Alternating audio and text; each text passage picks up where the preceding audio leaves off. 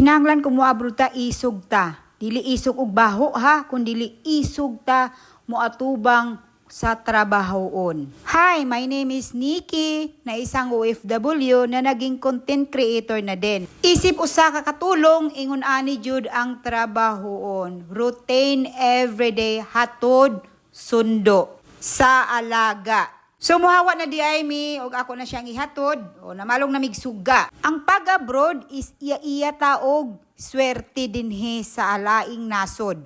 Naay uban gidimalas na apoy uban giswerte. So magisgot ta sa digidimalas. Sa una gidimalas pud kayo ko sa kung amo.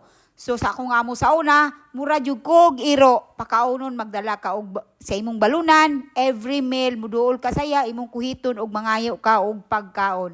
Kabalo ka sa ihatag na pagkaon, instead na isda ka nalipay kay ka kay lami kay imong sudan kay isa tagaan lang kag ikog og dili kaning bukog aring kagong-kagong og dili pagang sa nawong sa isda. Og usada yon kahungit nga kanon or duha ba. Kanara jud ang budget nimo sa kada paniudto nimo. So paswertehay lang jud ta kung mga abroad ta.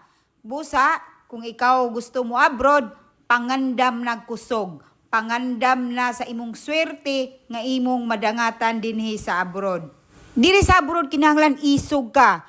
Isog ka ipaglaban ang imong kaugalingon kay walay laing mulaban nimo kundi ikaw ra. So matod pa sa akong giingon, paswertehay ra kay kasagara diri ang mga chikwa limitado ra gyud ang ipakaon sa imuha. Daghang trabahoon, gamay kayong ipakaon. Wa pagay kanhuman sa imuhang gikaon, gisugo na ka. Ayha ka undangan nga mangluspad na ka sa kakapoy. Unya mo abroad pa ka.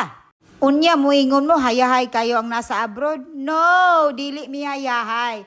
So amo lang gipaglaban, amo isog lang mi mo atubang sa among kapalaran dinhi sa laing nasod kay tungod dili man ni amo ang lugar dire pero isog mi makipaglaban kay tungod kay nangandoy mami nga makasweldo og dako. So kung mangandoy kag dikog sweldo, dagko pug trabaho, daghan pug trabaho. Busa kung luya kag fighting spirit, ayaw na lang pag-abroad. Diha na lang ka sa Pilipinas. Kay po dira na diha tulog-tulugan sa niya, unya-unyaon. Diri sa abroad, walay unya-unya. Karon dayon. Unya, pag-abot sa sweldo, perteng daghanag mag-message kay mangayo ni sila.